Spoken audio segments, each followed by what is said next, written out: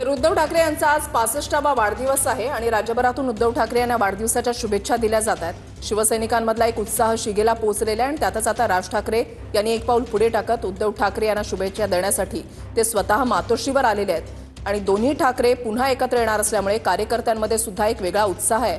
आगामी निवडणुकांच्या तोंडावर दोन्ही भाऊ एकत्र आल्यास नव्या राजकीय समीकरणांची सुद्धा नांदी पाहायला मिळणार का, अशा चर्चा सुरू आहेत।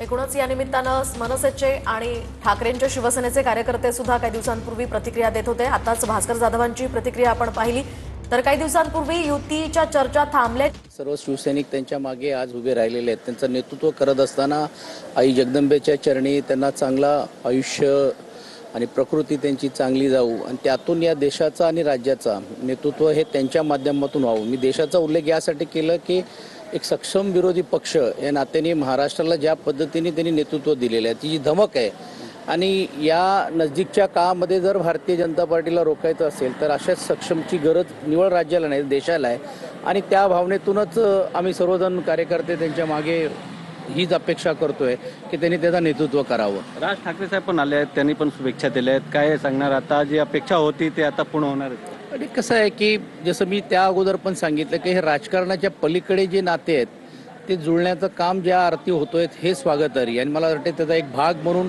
आज पण ते स्वतः शुभेच्छा द्यायला आलेले आहेत आणि हीच परंपरा गेल्या अनेक वर्षापूर्वी जी स्थगित झाली होती ती आता भविष्य काळामध्ये मराठी माणसाच्या हितासाठी जसं एकत्रित करून करायचं असेल आणि जर राजकारणामध्ये असे समीकरण जर उद्या भविष्य काळामध्ये झाले त्याहीसाठी आम्ही एकत्र येऊ शकतो हा देखील संकेत अप्रत्यक्ष मला असं वाटतं आजच्या या बैठकीमध्ये आणि विशेषतः जे भेटीमधून पाहायला आपल्याला मिळेल। खडसेच्या जावाईला अटक केल्या तर पार्टीमध्ये काय प्रतिक्रिया? कसं आहे की अजून पूर्ण प्रकरणाची माहिती मिळालेली नाहीये।